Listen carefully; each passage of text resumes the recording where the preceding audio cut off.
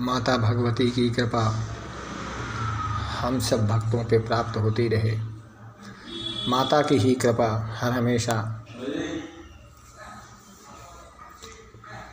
जगत का विधान रचने वाली महामाया माँ भगवती जब संसार में अपना प्रताप दिखाया तो सभी भक्त उनके दर्शन करते हुए संसार की मोह माया में विचलित होते चले गए।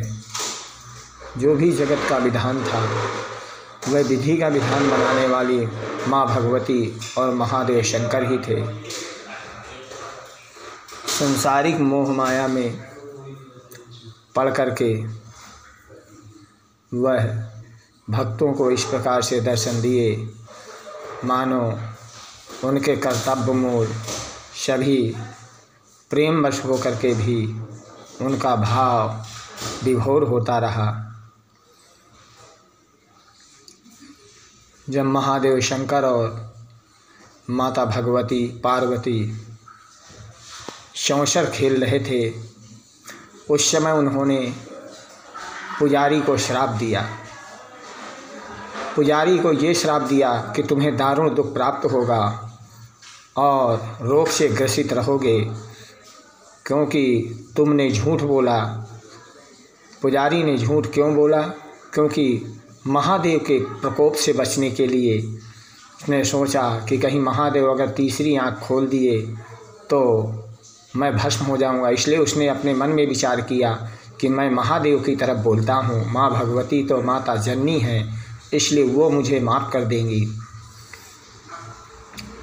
जब माता पार्वती और महादेव वहाँ से चलने लगे श्राप दे करके तो ब्राह्मण भगवान से विनती करता है कि हे प्रभु महादेव, आप मुझे इस विकट संपत्ति से बचा सकते हैं और वह कार्य करने से जो मैं रोगों से ग्रसित हूँ उससे आप मुझे बचा सकते हैं, क्योंकि उसके बचने का मात्र आप ही एक सहारा हैं और मेरा कोई सहारा है नहीं महादेव। इस प्रकार से महादेव से विनती करते हुए पुजारी ने भगवान के चरणों में गिर गया और भगवान ने कहा कि तुम आज के बाद प्रदोष काल में पूजन मेरा करना। माता भगवती ने कहा कि तुम महादेव की पूजा प्रदोष काल में करना और तुम्हारी जितनी भी रोग दालिन है वो सब दूर हो जाएगा, जितने भी कष्ट हैं सब दूर हो जाएंगे। पुजारी ने हाथ जोड़ करके भगवान से विनती किया कि हे प्रभु, आज के बाद मैं कभी जीवन में झूठ नहीं बोलूँगा।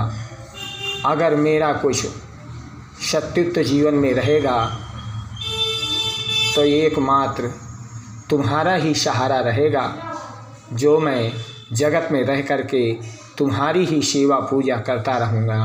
पुजारी ने प्रदोष व्रत का व्रत रखा और व्रत रखने से उसके शरीर का जितना भी रोग दालिन था वह सब दूर हो गया और कष्ट को दूर करते हुए पुजारी ने भगवान के शरणों में शरण लिया और शरण में आकर के उसने अपना पूरा जीवन प्रदोष काल रह करके ही व्यतीत कर दिया।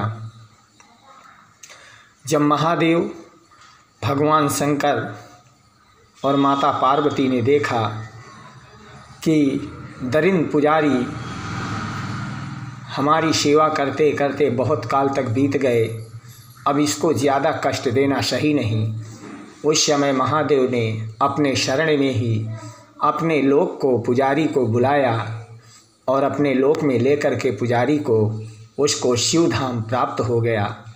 इस प्रकार से महादेव और माता भगवती की सेवा करते हुए पुजारी ने माँ के शरण में चला गया और महादेव की आराधना करते हुए उसने महादेव के लोक को प्राप्त किया।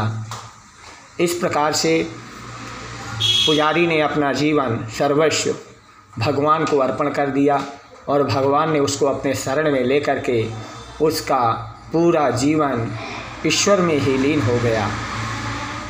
आज दिन मंगलवार, तिथि प्रदोष है और माता भगवती की सेवा करते हुए इस प्रकार से तिथियों का आवागमन होता रहता है।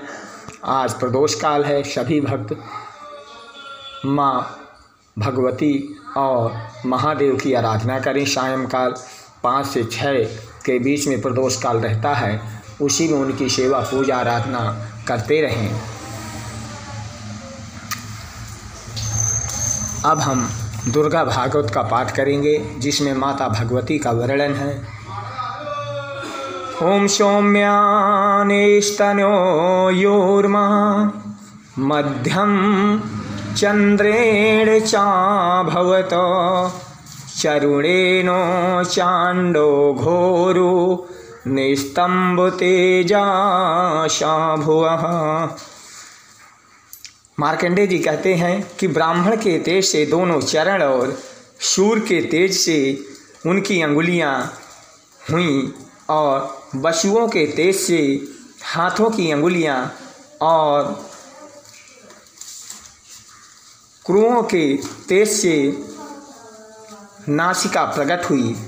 इस प्रकार से माता भगवती का वर्णन करते हुए मार्कंडेय जी माता के चरणों में अपना सर्वस्व जीवन त्यागने का यह निश्चय काल प्रकट किया और माता का आराधना करते हुए उन्होंने ऋषियों को समझाया कि जगत की जननी माँ भगवती तुम्हारा उद्धार कर सकती है और वही तुम्हें जीवन काल में यह सब बता सकती है और ज्ञान की उत्पत्ति भी करा सकती है।